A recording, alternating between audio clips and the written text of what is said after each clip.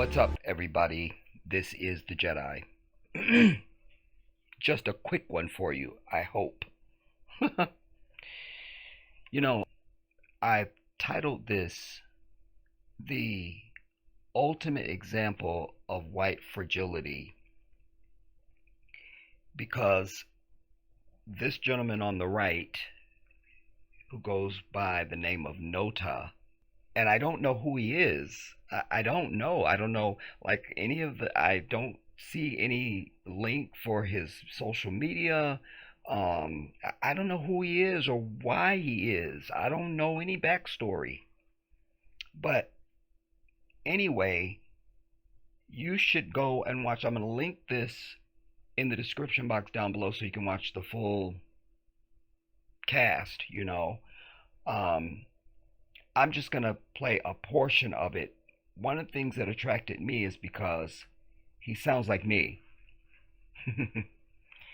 He knows what I know, and well, many of us know, but I'm just speaking now for me because I speak. But and he's not afraid or ashamed to say out loud what the truth is. And I'm also going to direct your attention to the comments underneath the video, because that was kind of the final straw that made me go ahead and present this piece to you and make you aware of it. It's interesting to me that, and disgusting and upsetting and all of that, just start adding words to that. But it makes me sick that this brother or anybody, certainly any black people, anybody laying out the truth about white people, their character, their behavior, their actions, their history, all of their atrocities, their effect upon humanity, and really pointing it out and describing it, puts them in a bunch. They get their ass all tied up in a knot. And what I saw, and you will see if you go and click on the link that I'm going to link this, and then also read the comments. Here's some of the stuff they're saying. This is the most vile and disgusting thing I've ever heard. Really? Then there's this is hate speech. That one really gets me. I'm going to come back to that. Then there's if a white person said the same said any of the things that he's saying up there, it would be a problem. And how is this guy on this channel? And how is this channel even allowed to be on YouTube? And down the list you go. And this is all from somebody telling the truth about their ass. What is glaringly and loudly missing from not just these comments, but any ones that you will see anywhere on any platform, on any subject, it doesn't matter, or any conversation you hear of them, or any of their own platforms you hear them talking, they've always got a name for you telling the truth about their ass. But the thing you never hear is, that's a lie. You never hear that. You never hear that.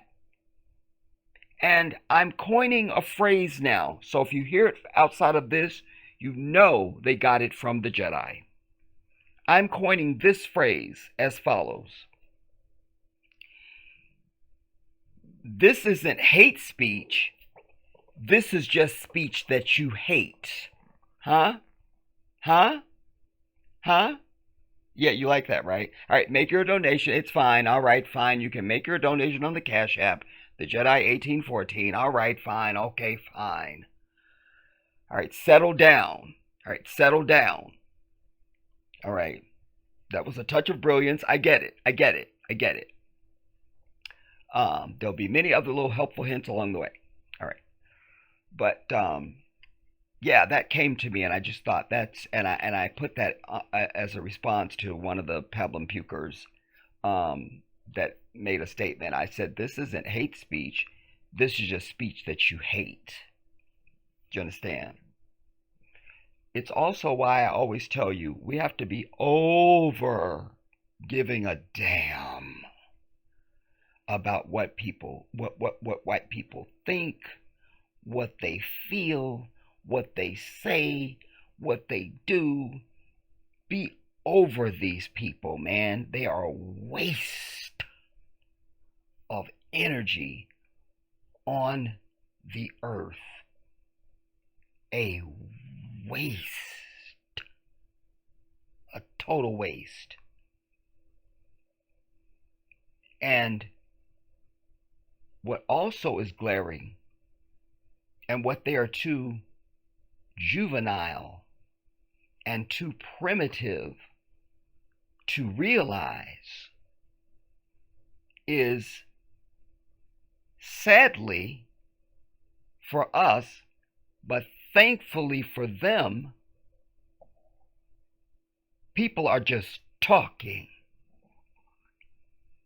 They'll hear something they just don't like because the truth bruises their fragile asses. Oh, I'm bruised by the truth. Hey, mommy. You see? They are bruised by the truth. And then they want to take action. You see? Because they're not talkers. Their default response to anything is anger, hostility, and violence. That's their default reaction. Anger, hostility, and violence. And we have to put in front of that denial, angry, hostility, and violence. Denial, angry, hostility, and violence. That's what it is. Denial, anger, hostility, and violence. To just hearing the truth about themselves. They don't understand that if we took on anger, hostility, and violence to the shit they have done and are doing, we would have exterminated them and would be exterminating them out of existence. But so arrogant are they. They want to, this is the entity that wants to come into your home, take your home, throw you out, murder you, assault everybody in your family, take everything you own, torture you, violate you, do everything vile to you. And then they can't be bothered to hear about that. They can't be bothered to hear about that without exercising what? Anger, denial, anger, hostility, and violence. So we need to get them into a coordinate somehow where they begin to appreciate and thank God that all we're doing is telling the truth about their ass. Because it could be way worse.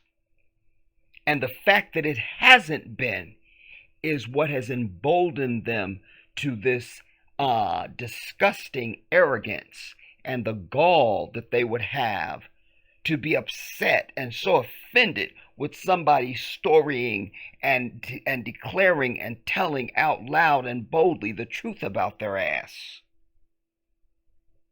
And it's all of them. This is in South Africa. These are people who went through decades of apartheid because white people exist. Because Africans are not by nature violent savages. They represent something like, I don't know, 2 between 2 and 9% or something like that of the population in South Africa. If the black South Africans had been even a scintilla of the savage beast that they are, there would be no white people that exist anywhere anywhere in the country of South Africa, because the black South Africans would have exterminated their white ass. And conversationally, and by contrast, if it was the black South Africans that were the tiny percentage of the population, what do you think the savage ass white people would have done already? You see what I'm saying? But you see the same thing in Gaza. White people going, taking, stealing, murdering, and killing, occupying and colonizing. And what do we hear come out of their pablum-puking, fork-tongued mouths? Well, the Palestinians dare to say they don't want Israel to exist. But your bitch ass does exist. Huh? And oh, by the way, you have made them not exist. You've made Palestine not exist. And are actively designing condos and beachfront property and all of it. What kind of a sick beast are you? A sick beast, a thing, not a human, a thing. I mean this. This is not hyperbole. This is not drama. I'm not being funny. A thing.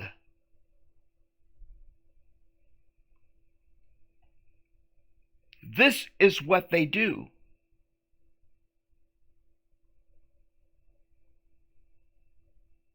When I brought you the EFF and many of their events over the years, and there's this song, this tribal song, and it goes with a little dance that they do, where it's kill the boar, something else, hey, and there's, it's in their native language. Everything is it's really something, man. Wow. But what happens? White people get all their ass in a bunch. So the moral here, or the lesson to the story, is don't waste time dealing with these people. And maybe we should just stop singing and chanting and start doing what they do. Stop exercising patience and righteousness and decorum and shit.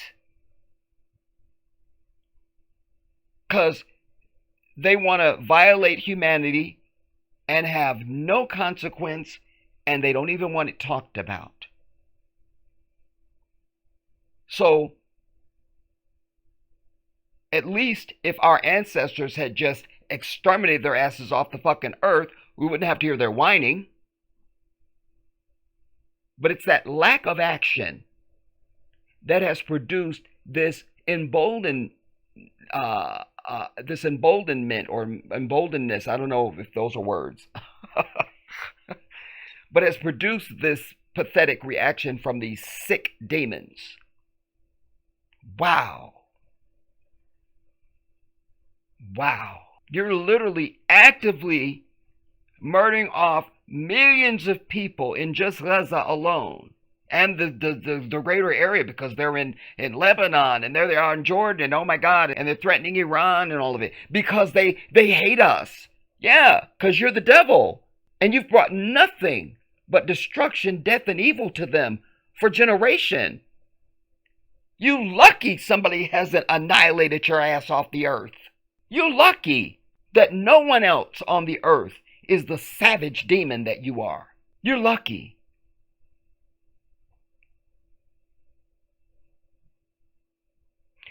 let me let you hear a portion. I'm just randomly starting it anywhere, you guys, because I really don't know where to start, really. Um, you know, but just to lead into, because I want you to get a feel for at least some of the context, but I can't really without this being completely long. So that's why I'm linking it, and you go and watch the whole hour and a half of it. All right. But I just want you to be acquainted with this brother Nota and hear the things that he's saying that was enough for them to have their ass tied in a knot. Do you understand? Let's go. Let's go. By the way, there is some, just to give you a little bit of context, I don't know if this is actually happening here, but I'm just saying, some of, because they're going across many different topics and conversations and so forth. And if you all don't know, South Africa recently signed finally this land appropriation without compensation bill, because 90% of the public land that's worth anything in South Africa has been in the hands of white people for generations. You can literally see aerial shots where there's these pristine, beautiful neighborhoods, and there's like a park or something in the middle, or a railroad track or something, and then on the other side it's nothing but shanty towns. We got to be over allowing 3 white people to show up someplace and take over and run everything where there's thousands of people. That's a micro example. We're dealing with millions. But I'm saying, we got to be over that shit. We got to be over that. And especially on the continent of Africa, our people are going to have to be armed, and they're going to have to be vigilant, and they're going to have to be determined. Because as long as you allow this, then they know they can just go anywhere and take over. And those days have got to be put to a screeching halt. So when this bill was signed, of course, the white devils in South Africa are panicking now. So now they're calling out to other white devils around the world, including America. They want America to do something for them. You see? I'll be glad when we establish contacts in Africa where we have whole nations that can sanction America when they even look at us wrong. And those days are coming very quickly. I need you to know that. I need you to know that. If you don't follow me on Jedi Africa, you need to. I'll link that channel in the description under the video. I'm citing it now because there's a brother in Zimbabwe, Maxwell Chikumbutso, who has now eclipsed anything that this thief, white welfare case known as Elon Musk, he will eclipse him. This brother, Allah has given him the knowledge of how to harness energy out of the air from radio waves. He has produced and launched everybody, launched cars on the 10th of this month, or the 10th of February, I'm sorry. Beautiful cars you would want to own. Motorcycles even. SUVs. You never charge them. The range is forever. It's forever. When you get it, you charge it one time because there's something with the technology. And you never charge it ever again. Ever again. These cars will go over 150 miles per hour, 0 to 60 in something like 3 seconds or something. I'm not inflating this. I'm telling you the facts. And the range is forever. You can also use the car to power your home as well. I'm citing all of this because I'm saying to you, when I say to you that the days of us having the power of our leaders in Africa asserting their power and taking control of their minerals and technologies and not giving out to these white devils will turn them finally into the third world countries that they should have been and bring them to their knees where they belong. And it is in that environment and in that atmosphere that we as Africans in the diaspora will have citizenship in whatever country you want in Africa, and you will have the same protections as the Chinese and the Japanese and the Koreans and when here. They will know, don't fuck with you, because they could get sanctioned, and that means Africa won't give them this and won't give them this and that and this and that and this and that, and they're putting sanctions, and oh my God. You see? Oh, the day is coming, everybody. The last shall be first, and the first shall finally be first again. Do you understand? So they've been sending out SOS to America and everywhere because they want them to come in and cause problem for the black South Africans, to continue to make their existence in South Africa very cushy. I'm still trying to get my mind around how there's 3 white people in South Africa in a totally black African country, and they allowed them to have any power at all in that bitch. That's the Rubik's Cube I'm trying to figure out. Because do you think you could go now? You think a few 100,000 black people, let's just say, could go to, let's pick a country. I'm feeling Korea right now. I'm just feeling Korean. I'm feeling Korean. So you think you can show up in Korea and be a part of their government? Have your own party in the Korean government. Who thinks this could happen now? Huh? Who wants to get on that Emirates flight with me tomorrow and head to Korea to start our political party in Korea? Who wants it? Who wants to do it? Who wants to do it? I'm seeing a hand up in the back. All right, I'm seeing a lot of hands up. All right, I'm seeing a lot of hands up. All right, settle down. All right. So, all right, how about China? I'm feeling China. It just feels good to me right now. Who now wants to be on that Emirates flight with me to China, and we're going to go and set up our own political party as black people in China? Who's with me? Who wants to be on that Emirates flight with me when it takes? Who's going to be on the Emirates flight with me? All right, I'm getting a lot of hands. I'm getting a lot of hands. All right, put your hands down. All right, put them down. All right, settle down. I can't work like this. Who thinks you could even go to Mexico and do that? Huh? Who thinks this now? Who thinks this now? I think I've made my point. Do you understand? So I don't understand how it is now that, and especially after apartheid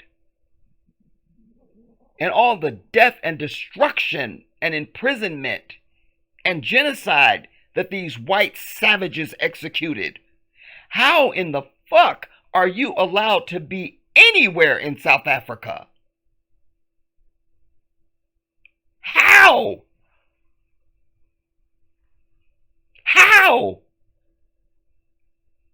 Oh, because sadly, very sadly, black people are not prehistoric, Neanderthalic savages. Sadly. Sadly. And that has been the golden key to their ability to oppress other nations across the earth. And not just black African people. You see? Because everybody else on the earth is a human being with a soul and a conscience and a sense of spirituality and duty and responsibility to God, the creator, the owner of existence, except for these things. They're the only entity on the earth that doesn't acknowledge or have that capability. I would offer.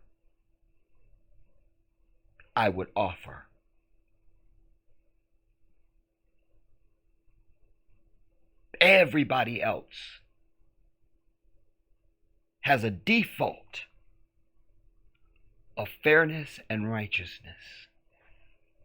But not these people. Not these things. Do you understand? That is the secret ingredient that no one is really highlighting and talking about. That's it.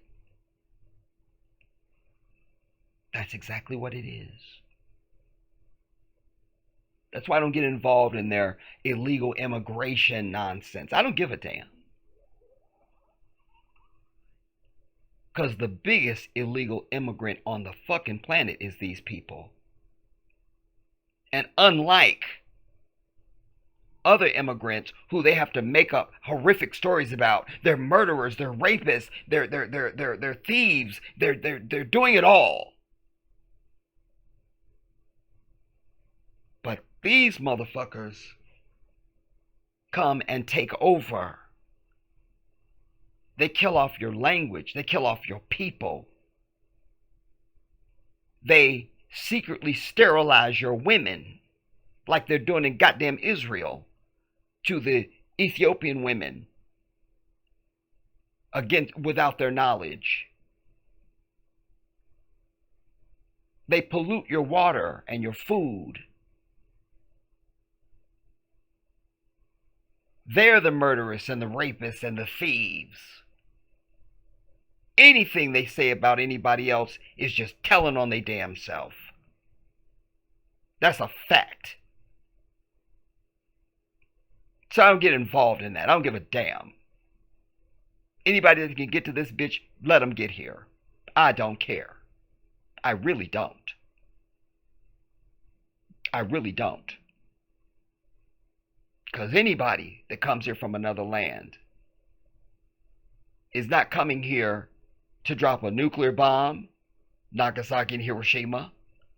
Nobody that comes here is coming to put me in chattel slavery or on an auction block or to flood my thriving black towns or to steal my music, to obliterate my history and my entire identity as a human being.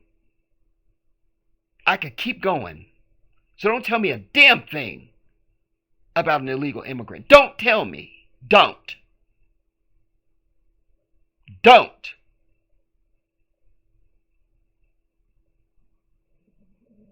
So they're talking about something with regard to that and Elon Musk. But you can get the context. Like I say, you'll go and watch it on your own. But I just got some things I wanted to share with you. And so let's go. Let's skim through some of the South African politics, some of the events that happened. Duduzile Sambudla Zuma versus Floyd Shivambu, for lack of a better word. But I mean, we can skim through these topics. I didn't know that it's already been an hour.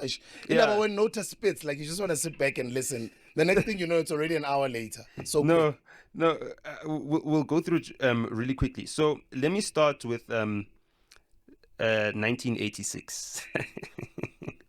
I love doing this. So 1986, the state of emergency. It was 2 years after my sister was born. You know what I mean? My dad tells me a lot about 1986. A lot was happening in his life during that time.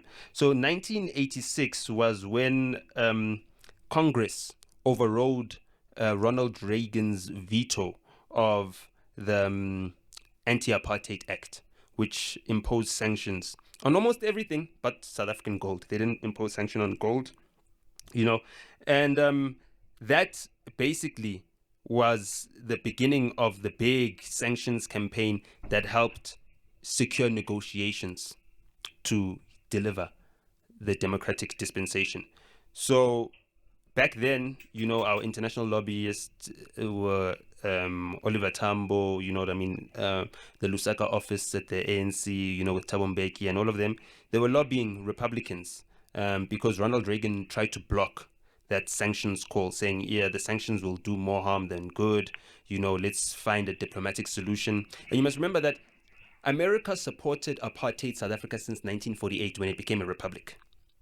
So America and Israel assisted them where America didn't want to get its hands dirty. You know what I mean? White These collusion. people kept us in apartheid from 1948 up until 94.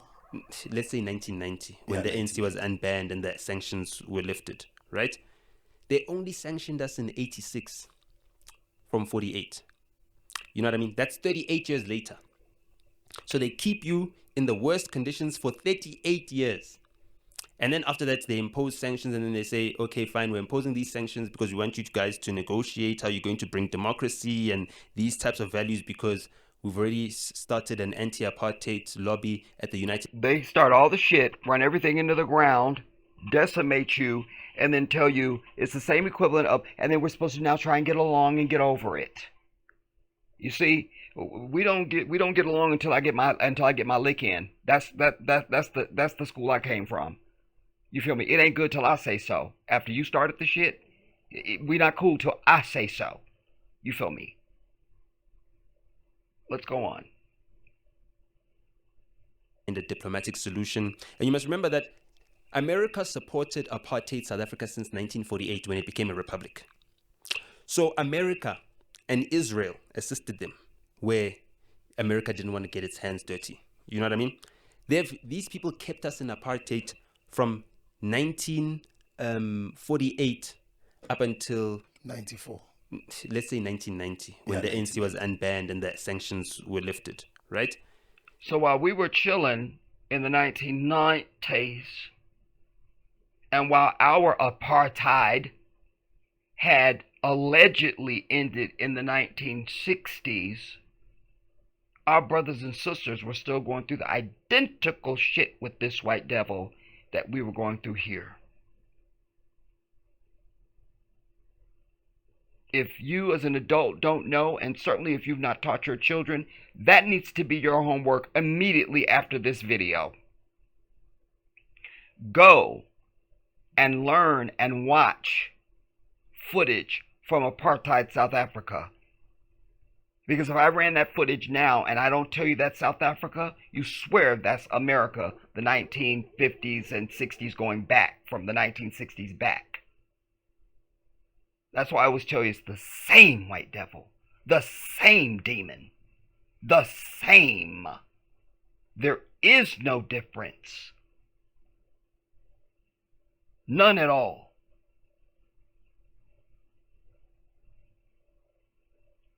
They only sanctioned us in 86 from 48. You know what I mean? That's 38 years later. So they keep you in the worst conditions for 38 years. Mm-hmm. And then after that, they impose sanctions, and then they say, okay, fine, we're imposing these sanctions because we want you guys to negotiate how you're going to bring democracy and these types of values, because... I have to break in. Now they can't really impose sanctions. In fact, there is a recent Marco Rubio. I just lost a tooth. He's now the Secretary of State. Just lost a molar. But there he is. And he was up on, I think, CNN or MSNBC or something, and they were talking about sanctions. The anchor person asked him, you know, what about putting sanctions against South Africa? He goes, well, you know, sanctions don't really work anymore now, because he said the Breeaks nations, and if you don't know what Breeaks is, BRICS, everybody, go and learn. But also follow me over on Jedi Africa. The Breeaks nations are non-white countries that own all of the valuable minerals and things on the earth. And so they have come together, and there's other nations joining every day as I speak. And they are now understanding trade amongst themselves, have their own currencies amongst themselves, and take control of their minerals and resources. And so, as Marco Rubio was saying, he said, because the BRICS nations are now trading amongst themselves, and they're getting their own currency and all that stuff. So we're kind of powerless now with sanctions. That's one of the things that I was insinuating when I said to you, the tide is changing. Oh, it's changing. It's changing. So I had to get that in when he mentioned sanctions. They won't be able to sanction anybody very soon. Very soon. In the diplomatic solution. And you must remember that America supported apartheid South Africa since 1948 when it became a republic. So America and Israel assisted them where America didn't want to get its hands dirty. You know what I mean? These people kept us in apartheid from 1948 up until 94. Let's say 1990, when the ANC was unbanned and the sanctions were lifted, right? They only sanctioned us in 86 from 48. You know what I mean? That's 38 years later. So they keep you in the worst conditions for 38 years. And then after that, they impose sanctions, and then they say, okay, fine, we're imposing these sanctions because we want you guys to negotiate how you're going to bring democracy and these types of values, because we've already started an anti-apartheid lobby at the United Nations, which was then accepted. I think it's what you call Act 35 or 100. Between 35 and 100, just look at the Anti-Apartheid Act or the Anti-Genocide Declaration of the United Nations. Or I think it's anti-apartheid in 1985. So in 1985, the United Nations accepts what an apartheid situation is, defines it, and condemns it, right? Then everyone starts lobbying. America should jump on board. America is one of the big funders of the United Nations. Then it's like, okay, let's sanction South Africa. And the sanctions campaign, the Free Mandela campaign, the Free South Africa campaign, all of those things helped in the lobbying effort to basically get apartheid abolished in South Africa. So now what you have is a reversal from the same party of that stance. They are trying to protect the apartheid that's happening in Israel by punishing South Africa, because South Africa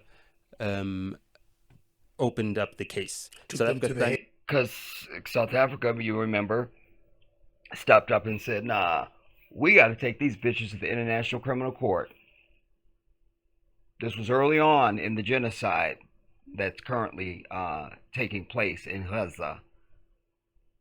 And so again, goes back to what I said opening up. They hear about their evil and they get their ass in a bunch. So here they are, South Africa, a African nation, by the way, no Arabs stood up, no Latinos stood up, no Asians stood up. We'll keep going. It was an African nation that stood up and said, we got to take these bitches to court. We got to get some arrest warrants on some of these damn people. Something's got to be done to try and stop this damn genocide and stop the people in Palestine from being murdered off. And so, but because of that, they want to sanction South Africa. How dare you tell us to stop murdering innocent women and children and people? How dare you? Only a demon, a thing, would have the audacity to even object. Do you understand? That's no different than you see some guy beating like a 90-year-old woman trying to take her purse on the sidewalk. And how dare you call the police on him? Ugh. Don't you know you don't call the police? I'm supposed to be able to beat old ladies and take their purse when I want. Stay out of it. How dare you call the police on me? How dare you? Quick, sanctions. That's exactly what happened. We get apartheid abolished in South Africa. So now what you have is a reversal from the same party of that stance. They are trying to protect the apartheid that's happening in Israel by punishing South Africa because South Africa opened up the case. So they have to be punished for doing the right thing. Also signed on to a new body called the Hague Group, with Colombia as well. And Colombia also had their little spat with Donald Trump, which fizzled out. He's banging his head against, his fist on the table, because this is the last bit of power and influence that they've got. He needs to wield it and use it. He's only got 4 years. He's got 1 year until the midterms. He needs to appeal to his base. When he appeals to his base, what is he doing for white Americans? Because those are the people that really supported him and said, hey, this guy's going to save us from the replacement that's happening. You know what I mean? All these things that Americans are grossly complaining about. That's what they voted Trump in for. Now he's got this Elon Musk who wants to import all these Indians. We need to find a way to show that, no, we are pro-white. Oh, there's a white genocide story that we heard about in South Africa. Let's see how we can amplify that for our local audience so that... See there? Because they're all connected. They have a sense of that. You understand? That's perfect what he said there, because that's the truth. That's what they voted Trump in for. Now he's got this Elon Musk who wants to import all these Indians. We need to find a way to show that, no, we are pro-white. Oh, there's a white genocide story that we heard about in South Africa. Let's see how we can amplify that for our local audience so that our local base feels like we're reaching out to them. Because we know our local base doesn't care what's going on in South Africa. So even if we tell them whatever lie, they'll believe that, okay, you're doing what's right for whites. That same audience that voted on border control and stopping illegal immigration and rampant immigration doesn't mind if you import Afrikaners or Amerikaners. You know what I mean? Because I think they want... You see what he's saying? Doesn't mind if you have white-ass, evil, demonic, satanic South Africans come to America. They won't mind that. But damn it, these damn Africans and Latinos have got to go. They're illegal. Get quick. Damn it. Our local base... And by the way, this is the shit that you'll read in the comments under this video that you're saying. That's how I'm linking. I want you to watch the video, but I also want you to read the links or the comments. This is the shit that they get their ass in a bunch to even hear this. You see? I mean, I can't even do it. Even if we tell them whatever lie, they'll believe that, okay, you're doing what's right for whites. That same audience that voted on border control and stopping illegal immigration and rampant immigration doesn't mind if you import white people, Afrikaners or Amerikaners. You know what I mean? Because I think they want white Afrikaners. So that whole entire thing could be exposed for what it was.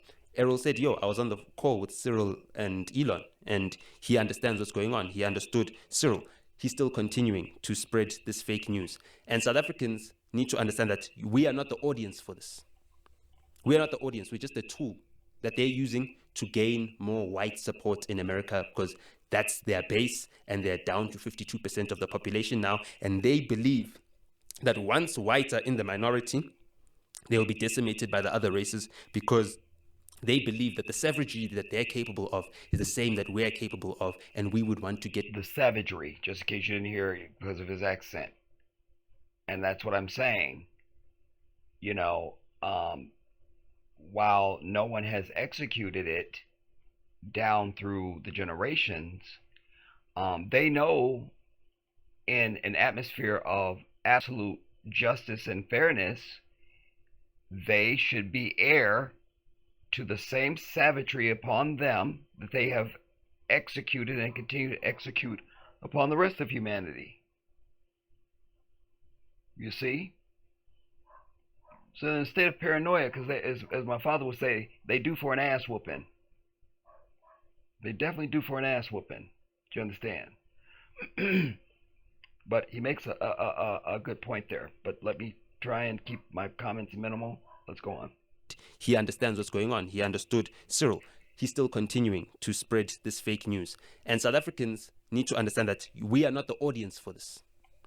We are not the audience. We're just a tool that they're using to gain more white support in America, because that's their base, and they're down to 52% of the population now. And they believe that once whites are in the minority, they'll be decimated by the other races, because they believe that the savagery that they're capable of is the same that we're capable of, and we would want to get revenge. Unfortunately, savagery is not in our culture. So the problem that's... And I love that. You see what he said? He said, unfortunately. the audience for this. We're not... That's what I'm saying. This dude, he understands what many of us understand, but like myself, he is a bold speaker. Do you understand? We don't have time for tap dancing on the earth, everybody. You get one shot. From the womb of your mother to the cradle of the earth. You're not coming back. You're not doing this over. So don't waste time. And don't miss opportunities. For what? For what? Not the audience. We're just a tool that they're using to gain more white support in America, because that's their base, and they're down to 52% of the population now. And they believe that once whites are in the minority, they'll be decimated by the other races, because they believe that the savagery that they're capable of is the same that we're capable of, and we would want to get revenge. Unfortunately, savagery is not in our culture. Unfortunately. So the problem that South Africans have right now is that we don't understand white people. White people are inferior species to us. We are Homo sapiens. They've got Neanderthal blood in them. This is the science, and this is not science that was done by black people. It was done by them. Now, everything that you just said there is the truth. It just is the damn truth. It's just the damn truth. And as one person said in their pathetic comments, if a white person could never say these things about another race without it being a problem. Well, because nobody else has your resume. So you couldn't say the same thing about anybody else. But here's the punchline. If it were the truth, you could proclaim it. No problem. If something's the damn truth, it's just the damn truth. Look, it's raining outside. Damn it, don't tell me it's raining outside. Tell me it's sunny and perfect. Okay, but it's raining outside. You feel me? You can get as ass hurt as you want, but it's raining, bitch. So that's the weather. So deal with it. But everything he just spoke is the truth. Let's go on. Problem that South Africans have right now. And he's saying the problem that South Africans have, some of black folks, and I preach this to my people. You got to know who and what these people are. What they are. I've said till I'm blue in the face, I've said this. Because it's so clear to me that the vast majority of our people don't know what we're dealing with.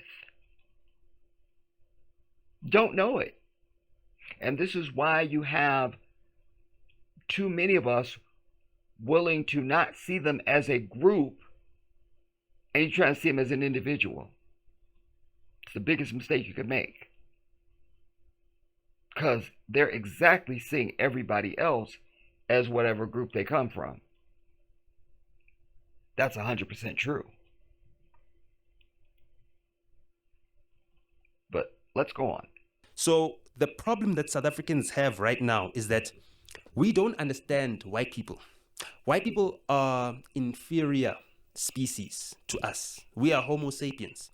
They've got Neanderthal blood in them. This is the science, and this is not science that was done by black people. It was done by them. And as I always say to you, if these are human beings, they are a different species of human being than everybody else, but certainly a different species of human being than the African. Nature backs this up, everybody. I always tell you, creation is not for decoration, it's for information. The divine, the owner of existence. It's not just being decorative. Everything has a purpose and is information for those of us who pay attention. That is the intent. So when Allah Azza wa Jal gave us this beautiful, glorious melanin, He wasn't just being decorative. Do you understand? Oh, I think they'll look good if I make them a beautiful brown chocolate color. Ooh, that'll be nice. No. Your melanin is an entire energy system. The whole way we conduct electricity and radio waves and things like that is different because of our melanin. The protein that comes off of our cells is different than this demon. And I proved that when I brought you a full piece on Henrietta Lacks. We are different. So we are a different species than them. So Allah shows us this in creation. We do not call a flamingo an eagle. Yet we call both of them birds. But nobody ever says, well, you know, the flamingo and the bird are and the eagle are the same. Well, they are, because they're both birds, so they're equal. This one will get you. And they bleed the same. Damn it, I just lost another molar. Damn it. They're not the same. And indeed, they are in degrees. Degrees. The eagle can soar so beautifully to high altitudes and swoop down on its prey from many hundreds of feet up in the air. It can sight its prey and do that death dive that they do, and they're on you, and next thing you know, they got their claws in you and they're flying you off someplace. Excuse me. The eagle is not this, and the falcon is not the same as the penguin. So we would say the penguin is inferior to the falcon. You see, it is no shade to the penguin. It's just you're not as impressive as the falcon. You are inferior to the falcon. The falcon can do things you can't do. But here's the difference. The penguin is okay with that. The white devil is not. Well, what do you mean I'm inferior? Well, you just are. And here's the proof. And you're a Neanderthal on top of it. So there's that. You see? And they should be okay with that. The 6'7" NBA player is not the same as the Jedi. The Jedi is inferior to the 6'7" NBA player. Certainly physically. Now I'll run circles around him with my intellectual firepower, but alas, I'm inferior to the NBA player who's 6'7". But this is the thing that gets their ass tied in a bunch. Instead of going and learning and reading, going, you know what, they're right. And your beef should be with the divine if there's going to be a beef. Not with the truth teller. They were eugenicists. They studied this and they realized that they're inferior to blacks. Margaret Sanger from the US. Well, I mean, she was... Margaret Sanger, the whore. Go on. First name Margaret, last name whore. Species to us. We are Homo sapiens. They've got Neanderthal blood in them. This is the science. And this is not science that was done by black people. It was done by... That's proven. By them. Done by them. You see, they always dig and dig and digging. You see, and the more they dig, the more shit they find that makes them look worse and worse and worse. You feel me? Yeah, but they got to dig though. Oh, there they are digging. They got to find something else. You see, and they find something they don't like. Oh, we don't like that. We don't like that. Well, stop digging. You feel me? I can't. They were eugenicists. They studied this, and they realized that they're inferior to blacks. Margaret Sanger from the US. Well, I mean, she was more about controlling the birth of black. Bill Gates. Yeah. But the reason why they did eugenics, that, eugenics, right? Yes. Yeah. So the waist to hip ratio determines how well a woman is able to give birth. He said ratio to hip and waist. Like talking about the physical anatomy of the black woman. Eugenics, right? Yes. Yeah. So the waist to hip ratio determines how well a woman is able to give birth. And we've got the highest waist to hip ratio in the world. You know what I mean? Our sister's got some hips, homie. Women have got small waists and really big hips or big bums or whatever the case may be. White women cannot carry births the same way black women can. They're inferior in that way. Why is it inferior? Because, God said Zalana Nandi, right? So if you're not making babies, your nation is going to get smaller. The white population is shrinking and shrinking and shrinking and shrinking. I had this conversation with Penwell the first or second time I went to the Convo show, which has now got over 200,000 subscribers. So when you look at the white population shrinking and shrinking and shrinking, for us, it makes no sense to descend into the savagery that they have. Whatever land that they're holding on to, either way, their numbers are dwindling. Whatever leadership that they had is dying out as well. And about wealth disappearing after the third generation. Glory to God, won't he do it? So they're on the last generation. Won't he do it? We're dealing with the weakest whites that the world has ever seen. And again, I want to explain this so that people don't think that, I'm being racist by saying whites are inferior genetically. We've got different categories of evolution of apes. You know what I mean? If we are all apes, we are at the echelon of that. Whites are a step below because they've also got Neanderthal DNA. You know what I mean? Which is a previous ancestor of ours. So we expect to have Ubuntu, humanity. Unfortunately, by the strictest definition of what Ubuntu, everybody, is an African concept of I am because you are. Ubuntu. It's a natural spirit of African people. You hear a lot of people say that, and it's not unique just to South Africa, in my understanding. Of ours. So we expect to have Ubuntu, humanity. Unfortunately, by the strictest definition of what a human being is, white people are just below human beings.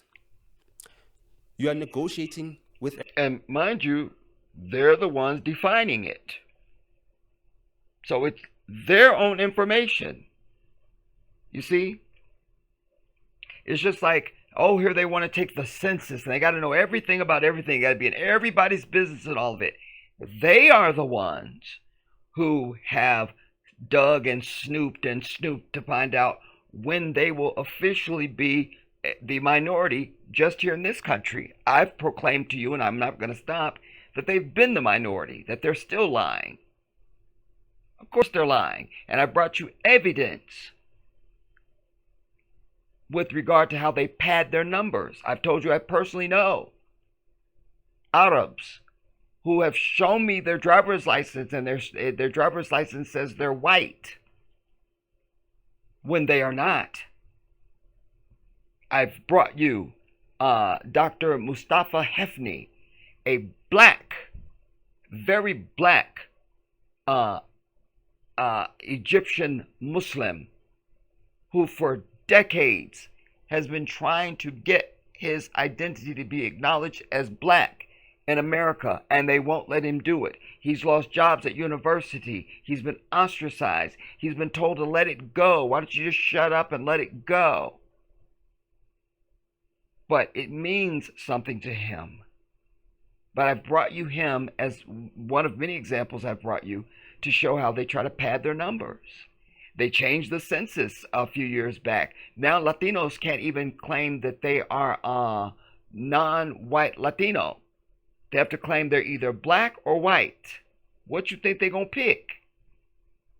On and on I can go. So they're the ones who are digging and coming up with all this nonsense. You see, and that was just another example of what he just mentioned there. I'm citing it just as another example. By the strictest definition of so they're the ones who defined what is a human being. Damn what the divine has done. That means nothing, because remember, they are God on earth according to them. You see, they are God on earth. That's why we don't see the articulations of spirituality come from them in their actions, in how they set up their society, in their infrastructure, how they build, how they do anything. There's no spirituality or God consciousness reflected in anything that they do. At all. At all. You even look at the hostage difference in Gaza. You compare that to how the hook-nosed Zionists treat the Palestinian hostages. Palestinian hostages come out, they've got broken limbs, they're injured, they're hanging on to their last breath of life by a thread. They've got horror stories about how they were treated, they've been raped, they've done it all. They're dirty. They're just disheveled and in a bad presentation.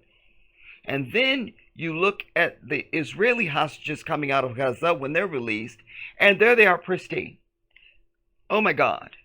And they're telling the stories of how they were treated so wonderfully, and that their captors, they ate the same food as their captors. There was no difference. The women were given hygienic products and things like that, and there was still kept the rules of separating the men from the women and being respectful and all this thing. You see?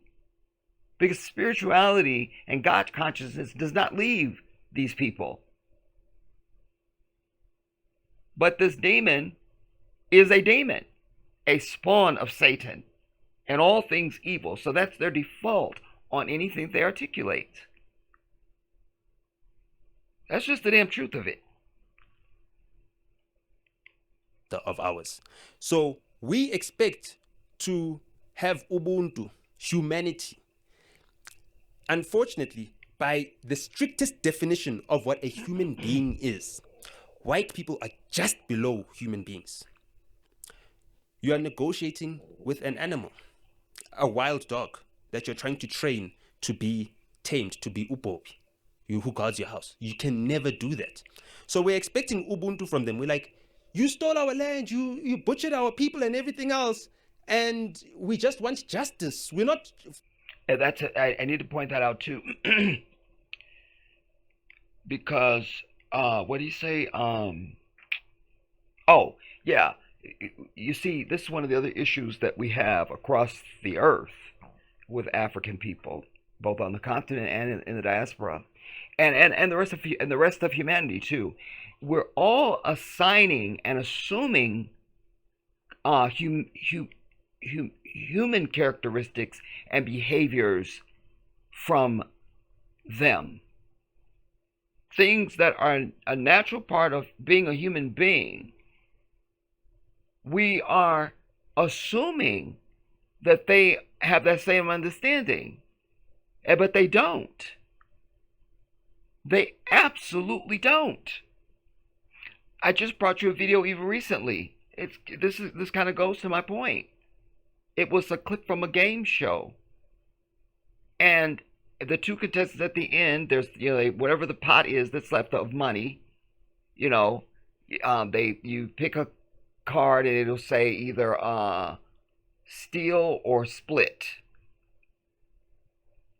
And so you got the white devil, demon, slithering tongue bitch.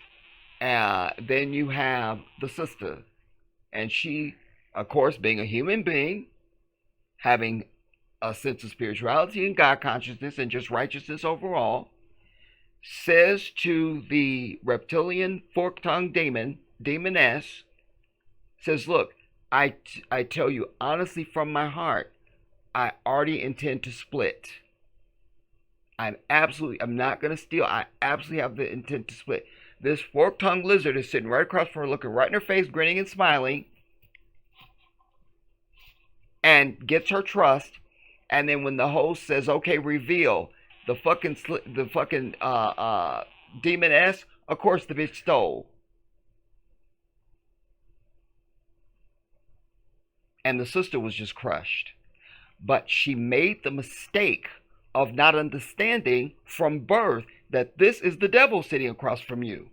This is not a human being. It is a thing whose first default is unrighteousness, deception, evil. Don't trust. No. Because if she had had that understanding, she would have walked out of there with some money. And alas, she went home with nothing. You understand? So it's a game show, but the principles don't take a vacation. You need to know that. Whatever environment you're in, there's certain consciousnesses that you need to be holding on to and living by at all times. My parents, rahimahullah, prepared me from the time I was knee-high to a grape. They prepared me. They made me aware of my environment and what I meant to my environment and what my environment meant to me. And they let me know who was the enemy of myself and my people. And they defined that for me. Gave me the blueprint and the parameters. Gave me the GPS, if you will. So that as I began to mature as a human being, as an adult, and coming into my own independence and so forth in life, as I moved through life and indeed my society, I understood what the framework was. I knew what the roads and signs meant. I knew where the potholes were that I needed to watch out for, because I was prepared. And too many of our people are not prepared, nor are you preparing our young ones, our offspring, the next generation.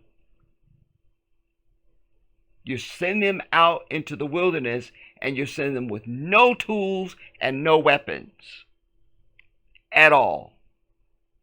They got no map, no GPS. They're wandering, and so are you, many of us. Wandering through life, just wandering. No understanding, no purpose.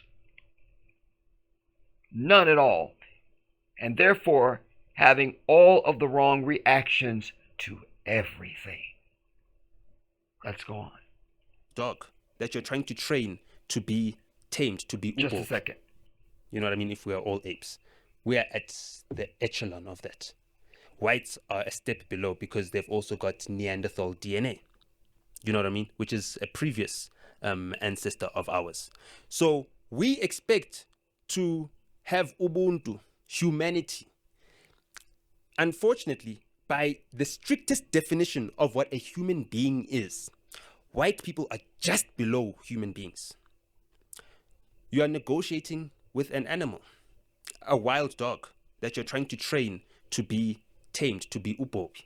You who guards you. Because you don't see what's in front of you. You don't understand what you're dealing with. By the strictest definition of what a human being is, white people are just below human beings. You are negotiating with an animal, a wild dog that you're trying to train to be tamed, to be ubobi.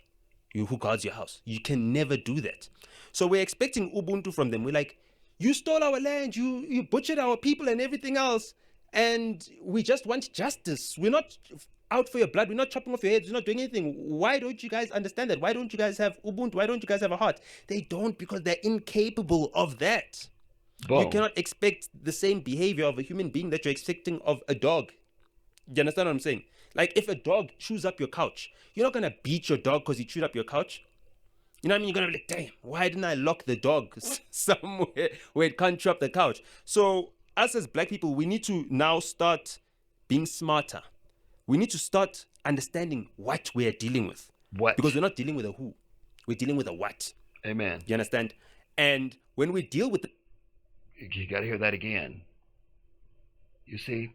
And it sounds extraordinary to hear, everybody.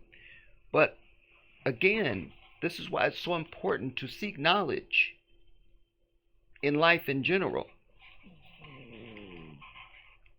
And additionally, it's important to reflect, to spend long periods of time with self thinking. I always tell you, wisdom comes in silence.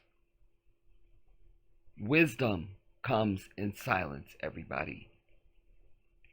And so when you reflect, and I've done pieces for you over the years, I would never be able to make a list complete because I'd be here till I was 90 and I still wouldn't be done, and somebody else would have to take over. It'd be 20 other generations after me still going down the damn list.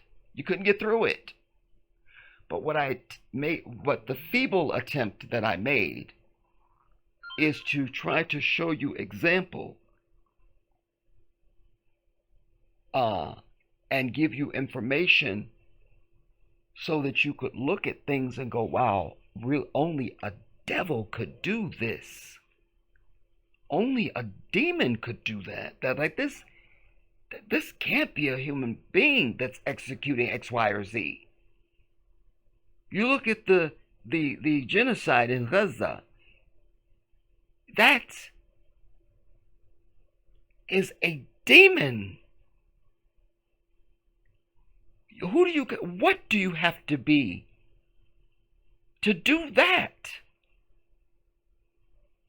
What? When you look at Alton Sterling, he's on his back. He's on the ground. The cop is on top of him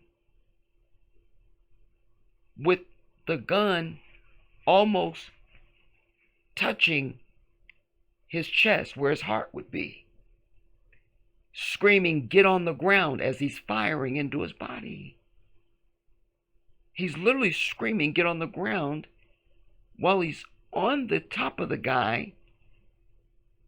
Alton's on his back, and while he's firing. And as I always tell you, you don't get the credit without the fucking work on anything.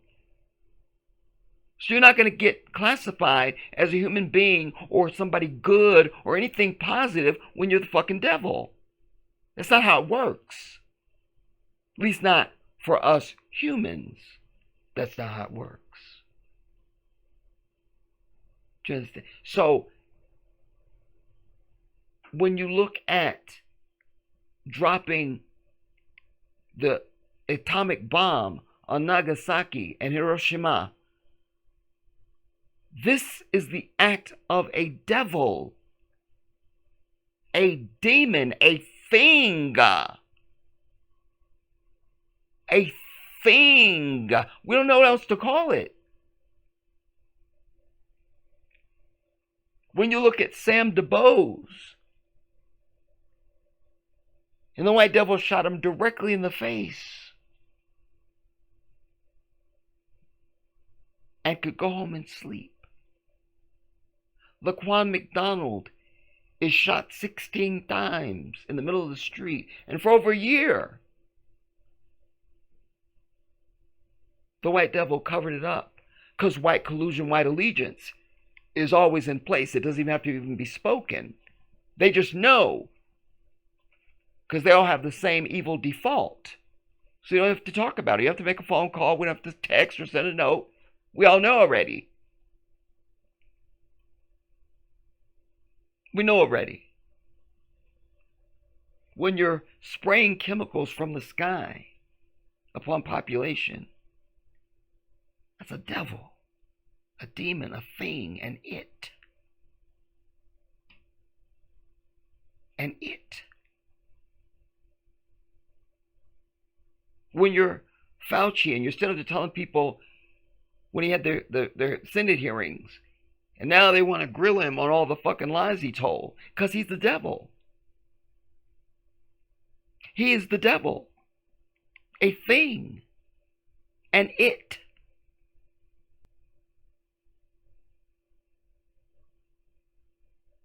You don't get the credit without the work. If everything we've seen from you is nothing but demonic evil, we're not going to turn around and call you an angel. And you can get ass hurt all you want. But the fact is not going to change. It's just not. Let's go on. I didn't mean for this to be long, everybody, but it's organically long. Y'all know I do not waste time. The Jedi does not waste time. My time is highly valuable, and so is yours. And I always use my time wisely. So anytime we're long, it's because we need it to be. Else, and we just want justice. We're not out for your blood. We're not chopping off your heads. We're not doing anything. Sadly. Why don't you guys understand that? Why Sadly. dog that you're trying to train to be tamed, to be upopi, you who guards your house? You can never do that. So we're expecting Ubuntu from them. We're like, you stole our You're land. looking for Ubuntu and it will never happen. You can't get blood out of a turnip. You understand? You can't get something from something where it doesn't exist. You're never going to get a sunflower or a cacti to grow where a rose is supposed to grow. It won't happen. It won't. You'll never have the Jedi be on the runway and not be a supermodel. That just would not happen. Because everybody knows that the Jedi is indeed and in fact a supermodel and would not be seen next to someone who's not a supermodel. I don't want to make this about me. All right, we're moving on. They're giving me the sign. They're telling me, move it along. Damn it. Quit. All right, let's move on. And you butchered our... Just one more. My producer's pissed off. You would never, like everybody knows, you would never see me not married to Janet Jackson. Just wouldn't happen. It just simply wouldn't happen. It's impossible. It just wouldn't happen. There's no way it can even happen. Everybody know. The Jedi is married to Janet Demita Joe Jackson. Do you understand? Dog that you're trying to train to be tamed, to be upopi, you who guards your house. You can never do that. So we're expecting Ubuntu from them. We're like, you stole our land, you butchered our people and everything else, and we just want justice. We're not out for your blood. We're not chopping off your heads. We're not doing anything. Why don't you guys understand that? Why don't you guys have Ubuntu? Why don't you guys have a heart? Because they are not human. Don't, because they're incapable of that. You cannot expect the same behavior of a human being that you're expecting of a dog. You understand what I'm saying? Like, if a dog chews up your couch, you're not going to beat your dog because he chewed up your couch.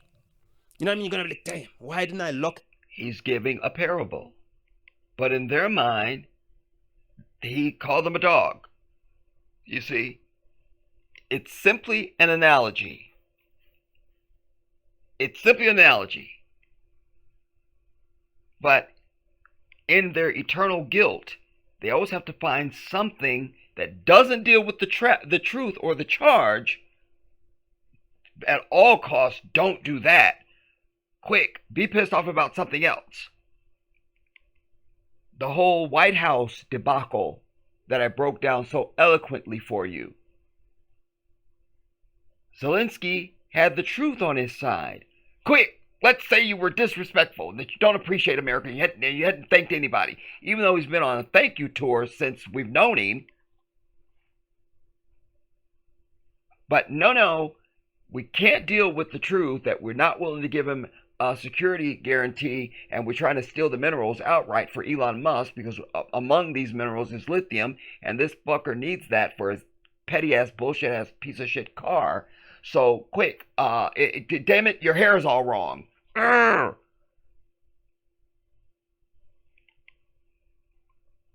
Let's go on.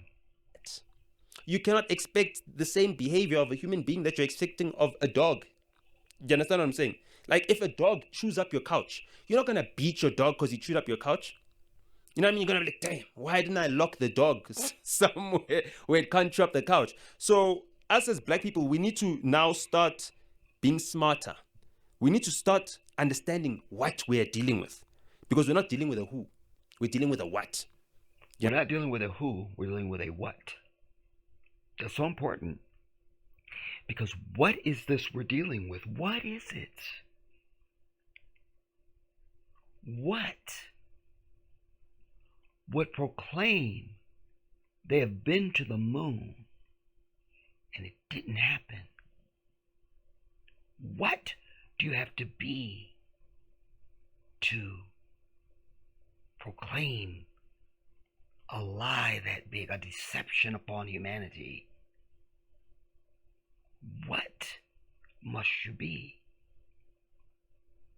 I mean, the examples are just endless, dude. Literally, you people say that, you hear that your entire life. Oh, it's just endless. I got a million of them. This and the third, and it's just kind of hyperbole. But in this case, it's the fucking truth, dude. It don't end. It don't. Go on, Jedi. Of a dog. Do you understand what I'm saying? Like, if a dog chews up your couch, you're not going to beat your dog because he chewed up your couch. You know what I mean? You're going to be like, damn, why didn't I lock the dog somewhere where it can't chew up the couch? So, us as black people, we need to now start being smarter. We need to start understanding what we're dealing with. Because we're not dealing with a who. We're dealing with a what. You understand? And when we deal with this what of savages, because that's their history, everywhere in the world, white people have gone and progressed. They've progressed because of savagery. What have I said to you? And those of you who have been with me for years, testify down in the comments. Because I've said that this is what got me. I'm like, this dude really, he's saying the shit I say. And the information is not, I don't own that. That's not, I'm not, an oracle. But certainly as a public voice, I say that. I think that. I know this to be the truth. I've preached it to my audience. Till I'm blue, I still preach it. You see? I've said to you a million times, anywhere they go, they ruin everything. If it's even one of them, you just ruined whatever it is that's there. It's ruined now. It's ruined. It's over. Their presence is known and felt by the condition of the place and its people. Doesn't matter if it's current or historic. You know they are there, or you know that they were there. You see famine. You see homelessness. You see division. You see poverty and crime. You see disease. You see incarceration. We just go. You know their ass is there. You know there's a white hand. Because their footprint is unique and it is no. And the results are always the same. They decimate anything that they're a part of and anywhere that they go. They ruin everything. And that's the point he's making here. Because we're not dealing with a who, we're dealing with a what. You understand? And when we deal with this what of savages, because that's their history, everywhere in the world white people have gone and progressed. They've progressed because of savagery. That's right. They've killed people. They've decimated populations everywhere. Everywhere. Here in your own country, they couldn't just come here and say, hey, this is a great place you guys got. We like it. No. They had to proclaim they discovered it, that there was nobody here, even though they're waving at their bitch ass from the shore. They had to proclaim, and then they had to murder everybody the fuck off. Then they had to bring us here and get over 400 years of free labor and treat you like an animal and proclaim you an animal and property and all of it. That's just one. Why do you think black Aborigines are not running Australia right now? Oh, because white people. Well, there it is. Right there. Right there. We can go on and on and on. Everywhere in the world white people have gone and progressed. They've progressed because of savagery. They've killed people. They've decimated populations everywhere. Everywhere. Around the entire globe. There's not a place where the sun shines that white people have not decimated the people. That's right. In the world. That's the truth. You go to Australia, they decimated the natives. You go to America, they removed the natives completely. And you see, this is why I was saying to whoever the Pablum Puker was that typed one of the comments to say, there's nobody else that has this resume. Nobody else has this resume. That's why you can't say this about anybody. Nobody else has this resume. This fucked up resume. Nobody else. Nobody. They've progressed because of savagery. They've killed people. They've decimated populations everywhere. Everywhere. Around the entire globe. There's not a place where the sun shines that white people have not decimated the people. Facts. In the world. Facts. You go to Australia, they decimated the natives. You Facts. go to America, they removed the natives completely. Won't he do to it? A small minority. Even there's more African Americans than Native Americans. Amen. That's the whole entire point. So we now want to say, oh no, be sensible. They will lie. Elon Musk needed to lie to fit in America. He needed to say, yeah. What I tell you, the definition of deception and the biggest liar in existence. The biggest liar in existence will lie right to your face. You see? Doesn't matter what level it's on. International, personal, neighbor, co-worker, it don't matter. It don't matter. You go to America, they removed the natives completely to a small minority. Even there's more African Americans than Native Americans. Facts. That's the whole entire point. So we now want to say, oh no, be sensible. They will lie. Elon Musk needed to lie to fit in America. He needed to say, yeah, no, I left South Africa because I didn't want to join the army. No, you didn't want to join the army because you had no friends, bro. You understand what I'm saying? Usibusiso Leope, when he goes and does something and they're interviewing him, there are people from his high school, from Wits Tech, from wherever that phone in, hey, Usbuda, ngahlangana naye kuphi kuphi, they come how they go, they switch into their language. People phoning in to say, yo, I went to Bryanston High School with Elon. I went to Pretoria Boys with Elon. He had a hard time fitting in school. When he went to America, it was another escape for him. He was escaping from just being this guy who's a social outcast, you know? And that's the main problem. And he's also uneducated and is, suffers from mental retardation.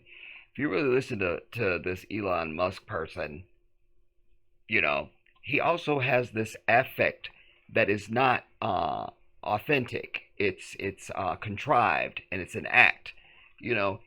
Because for white people, their thing now is when they get really wealthy, They try to look really eccentric. They try and talk like they're from another planet, like you're supposed. They're so brilliant that it's just beyond like, oh, it's part of their cachet, part of their illusion that they are presenting.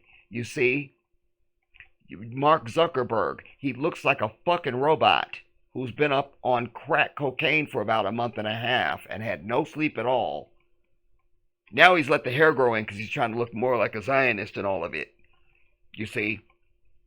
But that bald headed bullshit he had going on with whatever, however his hair was, that low cut thing, whatever it was, but that trying to look, like something apart from humanity, like, ooh, he's such a genius. It's just unbelievable. And so Elon Musk's little shtick is that he tries to stutter when he talks, and like he's just so brilliant he can't even hardly talk straight. The brilliance is just way too much. Like, so the way to settle inflation is you bring in markets and do such, which somebody came in and briefed him to give him some shit before he goes in, so he sounds amazing. But that's his shtick. You see, his affect is this stuttering thing where he's talking so mumbly and fast that it must be brilliance that we're listening to. Well, it just simply must be. Well, it must be. You see, those are just two examples, but that's their thing. That's their thing, to try and seem more amazing. That we're facing right now. So I just want to read quickly. The Comprehensive Anti-Apartheid Act of fitting in school. Oh yeah, the fucker. From wherever, that phone in, usbuda, ngahlangana naye kuphi, I'll shout out. Where have you ever heard people phoning in to say, yo, I went to Bryanston High School with Elon. I went to Pretoria Boys with Elon. He had a hard time fitting in school. When he went to America, it was another escape for him. He was escaping from just being this guy who's a social outcast, And that's the main problem that we're facing right now. So I just want to read quickly. The Comprehensive Anti-Apartheid Act of 1986 was a significant piece of U.S. legislation aimed at addressing and influencing the end of apartheid in South Africa. Here's an overview based on the available information, the key points of the act. Legislation overview. The act was designed to impose economic sanctions on South Africa in response to its apartheid policies. It was enacted by Congress to pressure South African government to end racial segregation and discrimination. The sanctions imposed banned importations of various South African goods such as steel, iron, uranium, coal, textiles, and agricultural products. Prohibited new U.S. loans to South African government and new investments in South Africa, withdrew landing rights of South African Airways in the United States, banned U.S. banks from holding South African government accounts. The political context. The act was initially vetoed by President Ronald Reagan in 1986. However, Congress overrode this veto, marking a significant moment where Congress acted against a presidential veto on a major foreign policy issue. This was the first such override since the War Powers Resolution in 1973. You know what I mean? 1973 was when South Africa had, a financial crisis, the oil. There was also conflict in Israel. At the same time, there was an embargo on oil, the oil countries, especially the Arab nations, weren't trading with oil because of the conflict that was happening in Israel at that point in time. There's a lot going on. Inflation rates, they just gotten onto the Bretton Woods system. The gold standard had been abandoned. Mm-hmm. Now, we're dealing with a situation right now where America is panicking. How do we know they're panicking? Because there's an 8-week-long queue at the Bank of England for Americans trying to withdraw their gold. There's a 8-week-long line at the Bank of England. Americans trying to get their money out the bank. We'll just hear it again, so in case I misheard it. On inflation rates, they just gotten onto the Bretton Woods system. The gold standard had been abandoned.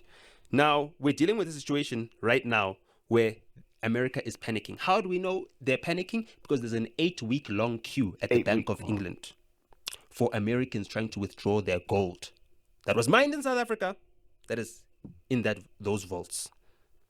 That was mined. It was mined in South Africa.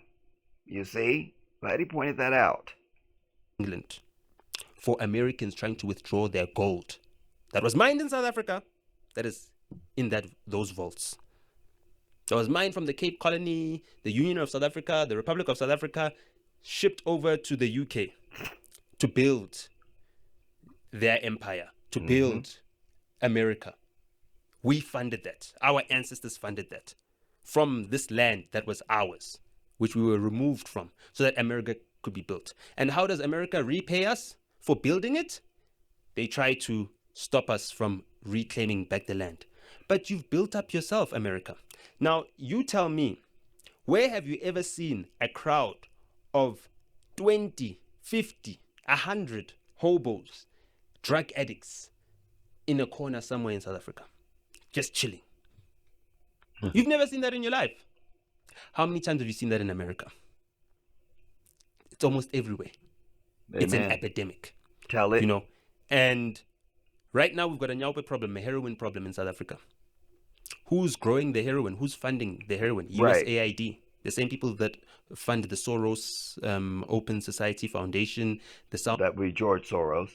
Fund the World Economic Forum, that fund, a whole lot of programs to same devil that put crack in our neighborhoods in the 1980s and 1990s is the same devil putting heroin in South Africa.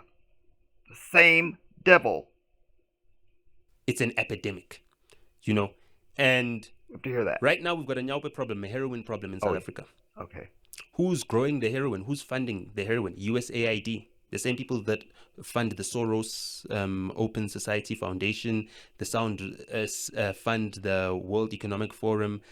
The same people who went into Afghanistan and claimed it was Osama bin Laden when really they were there to seize the poppy fields so they get the opium out of there, and suddenly you had an opioid crisis in America. I'm sure there's no coincidence there. I'm just sure there's no coincidence at all.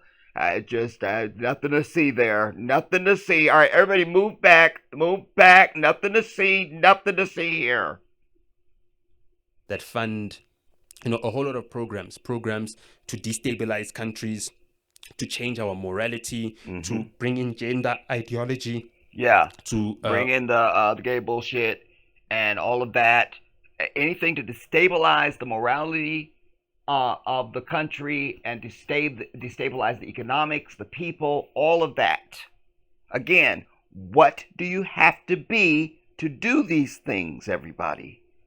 What do you have to be to pull up railway cars into South Central LA loaded with guns and weapons and leave them unlocked and open? What must you be?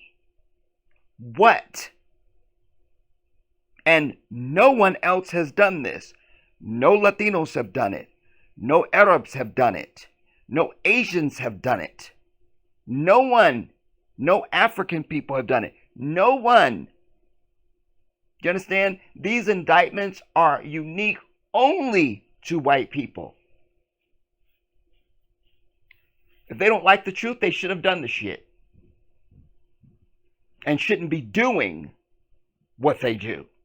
Because this ain't just historical terms we're talking in. We're talking about contemporary times, like right now as I speak. It is ongoing. Do you understand?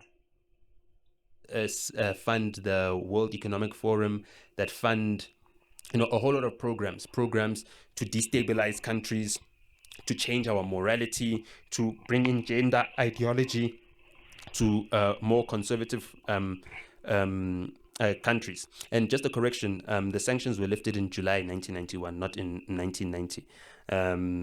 But the final sanctions were removed in November 1993, which is only after Chris Hani was dead. So they needed to make sure that Chris Hani is dead first before they can fully remove all the sanctions, So they've been planning.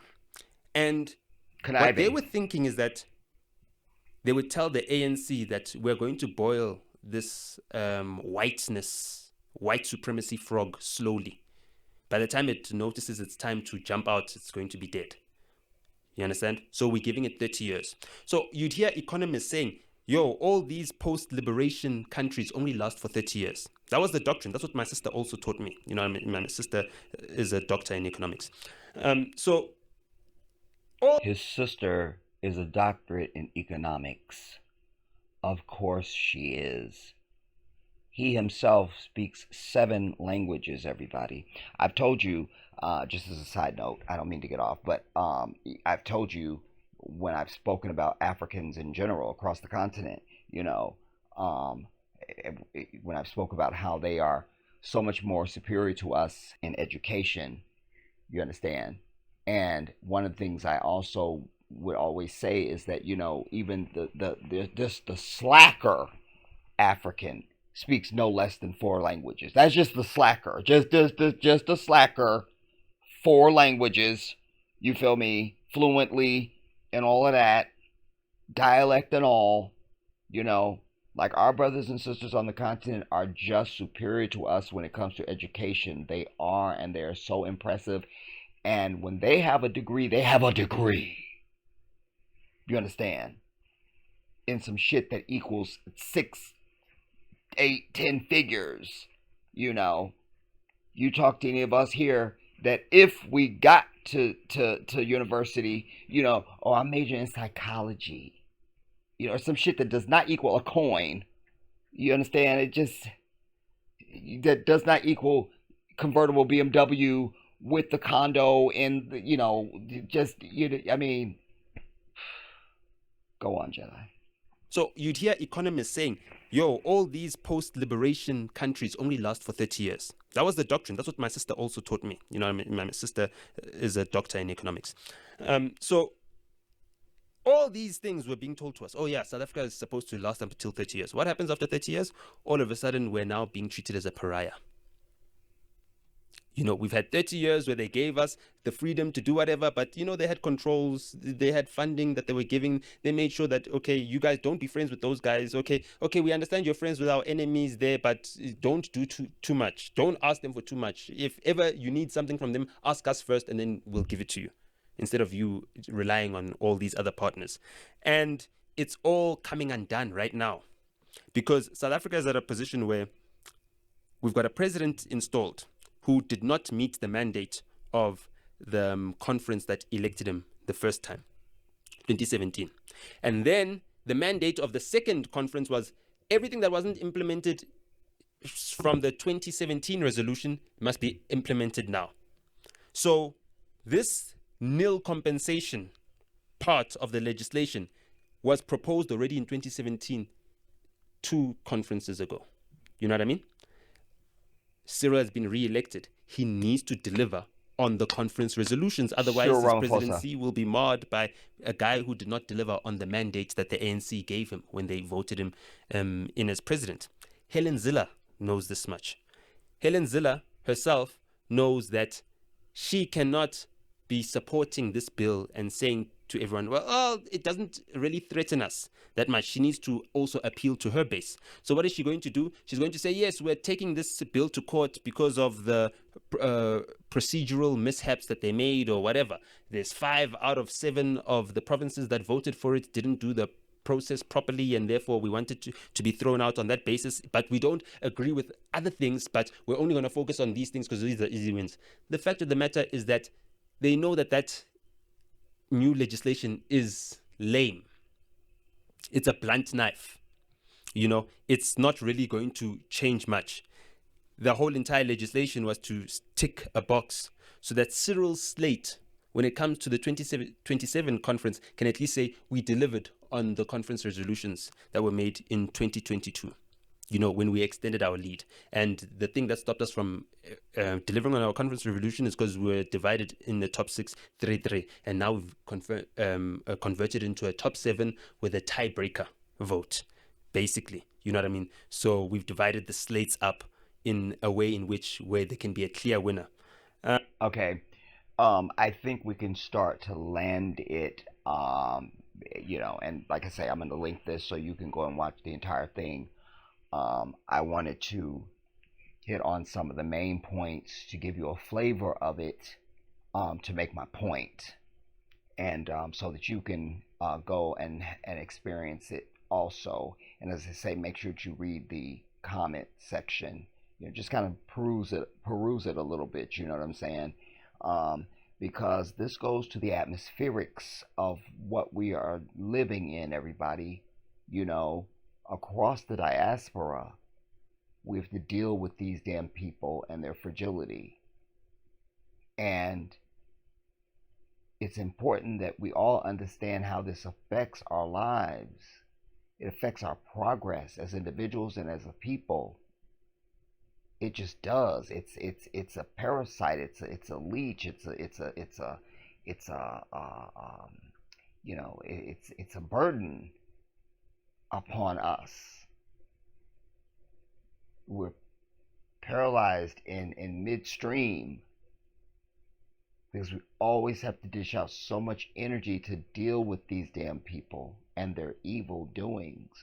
And the other thing that we have as an issue is that when you try to just be away from them and don't have shit to do with them, they find you to start some shit. They find a way to come and insert their self in your damn existence and start their shit. And we got to put an end to that. An end. Let me just see if there's might be one or point or two that I might want to make. Let me just I'll pause it here. I'll scan it a little bit, and if there's something, then I'll do that. If not, I'll make my closer. For me, my biggest problem with Dr. Aaron Motsoaledi is that he is not learning from Trump. Trump is saying, okay, what tools do I have? I've got a gun, I've got a hammer, I've got this. Okay, which weapon can I use right now? Oh, okay, let me use my gun on Canada. Let me use my hammer on Mexico. Let me use my knife on Colombia. Let me use, you understand, he's using the tools at his disposal to get the best deal for him, his party, and ensuring that they can extend the Republican government to 12 years from the 4 that they've got right now. And he's doing very well on that account. Dr. Aaron Motsoaledi subsidizes these medical aid funds so much. And he's allowing these medical aid funds to fund organizations that want to take down the NHI. He should be telling them, okay, sure. He should be telling them that we're going to cut your subsidies. You should be playing hardball with them. It's time to play hardball because your enemies are playing the hardest ball ever. AfriForum is going out there selling lies, and then they say, oh, no responsibility. They should be tried for treason. Why? So that no one else does that. Not even Black Forum does that. Do you understand what I'm saying? Because you're not worried about this little white minority. You're worried about one country that is able to fund a Black Forum, which can get Black support and overthrow the government. Because they've watched AfriForum do it, they've seen how AfriForum did it, and they figured out, oh, damn it, let's employ the same strategy, find another foreign partner who can help fund us. Then you've got terrorist organizations now coming in and infiltrating because they can see it's very... And those terrorist organizations are definitely the creation of this devil. Do you understand? Definitely. No question in my mind about it. Not a doubt do I have. So I think I will force myself to land us here, everybody. But you should watch this because, and I want to find out, like, where do we find this guy? Does he have social media? Does he have a channel? What does he got? Like, I really would like to know what his origins are and be able to to hear more from him, and things like that. Is he accessible? Can I get him on my platform, for an interview and a discussion? And also, you guys, speaking of which, I told you guys that I've got some things that I'm putting in the works to bring us some discussion. And among them, I told you I have 2 of my brothers in Kenya that I want to bring before you. And then there's I've got a couple of other, another couple that I've reached out to as well. and I've got a few things lined up, and it's just been me. You know, I'm the hold up. You know, because I've been wanting to find the right time to do it, but also technology has been the barrier because, as I told you, I've been having issues with my camera, as far as when I got the new webcam, and it's just not doing what it needs to do. I can tell you that as we speak right now, literally, I'm looking at my one of my phones because I have a camera coming that I broke down and ordered it off Amazon, because I wasn't able to find anything locally, and so I'm literally, as I speak to you, waiting, watching my phone, my phone for the Amazon, and then the other phone I'm looking at one of my security cameras that will let me know when they come on the property. So I mention that because I need to get that and then get it up and running and make sure that there's no glitching, because when I have these people on, I don't want us to be having technical problems, you know. I need to know that it's going to work, and you know, we've got no glitches and things are going to move kind of smoothly for us. So just know that the Jedi is working on that. Just know that. Yeah. And the last thing I will say, you guys, is that you know, I've told you about our sister and her 7-year-old son who are homeless in North Carolina. That has not gone away, you guys. We're still struggling, you know, and it's just been pure jihad trying to keep them sustained from one day to the next in this damn hotel so that they won't be homeless, you know. Like just out on the street. You know, they're definitely homeless, but just so they're not out on the street in the elements. It's cold. We in the winter months, and it's cold in North Carolina, dude. You know, it's just that you get tired of running into a brick wall. You know, many blessings and thanks for those of you who have stepped up and have tried to offer something for this sister. Allah will bless you, everybody, in this life and in the hereafter. Remember that the divine says to us, fear not poverty for your charity. Fear not poverty for your charity. Fear not. Fear not. And so if there's anything that you can offer, please do that. You can, every video that I do, whether it's live or recorded, there's always the Cash App. My Cash App is the Jedi 1814. That's there also, so you can see that, and also the link for the GoFundMe, you can click on that. It's also under every video that I do, whether it's recorded or live, it doesn't matter. And yes, please, everybody, you know, as I told you, this whole thing started last March. That's why I was telling you, you can be one symphony of events away from total disaster in your own life, unless you're Oprah Winfrey, you know. I happened to literally be on the phone with this sister when she got injured. She took a terrible fall in March of last year, so now we're a year later now, and she broke her foot, so that put her out of work, and now the symphony of everything began. And so late August into September is when it was all over. She had to get out of the apartment she was in. But I can tell you that I pressed to make things happen so she could get an attorney set up to be able to sue the place where she fell. That is in the workings. Down the road, there will be a settlement. I can tell you this. This is absolutely. But that's going to be some months down the road, you know. And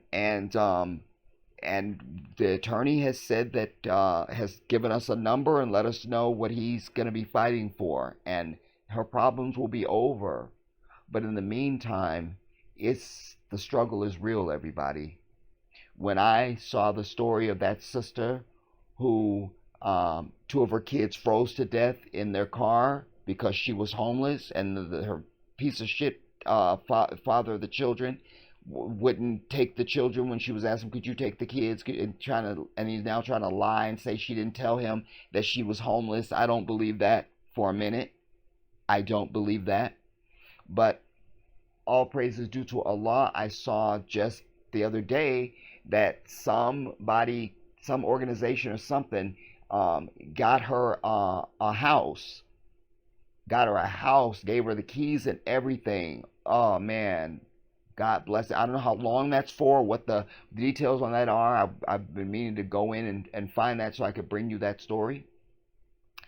So that for now is a happy ending, and we would love that for this sister as well. So please don't neglect this sister, everybody, because any one of us could be homeless tomorrow. And I was homeless back, in my, I think it was in my early 20s. So it's many years ago, but I was homeless, dude, and it's a feeling you can't describe completely. It's a weird, scary, sad, terrifying predicament to be in. I remember even there was times when I would you're just trying to find where you can even park, where you could even feel safe to try and go to sleep. Even then you can't sleep. And I had a car, but it's a sad, sad thing. It's a sad, sad thing. But let us do what we can, everybody. I always tell you we are invincible when we're united on anything. There's nothing we can't do. And if we had been the people that we should be, when I first mentioned it months ago, we should have been able to snap this sister into a comfortable apartment very quickly. She didn't have to be at some chateau, grand condo. We just talking about a place to live that they can call their own and they can call home. So you can build a building with many stones, but you can't build a building with just one stone. I'm asking you to be one of the stones. Each one of you who will hear this, please do something. Please do something. Please do something. I leave this one here, everybody. I love you all. I'll link this video, as I said, for you. I'll also put the link for Jedi Africa as well underneath in that as well with that. Don't forget to give the video a thumbs up, because that's how we catch the algorithm. That's how we move, everybody. And they've been playing every game known to humanity with this channel. And many of you know it, you've seen it. And so it doesn't cost anything, just thumbs up. We can always combat this demon at any turn when we're united on anything. We can do it. We can do it. So don't leave the video without giving it a thumbs up. And if you're new to the channel, we ask you to subscribe. We would be honored if you would join our family. I leave it here. This is the Jedi.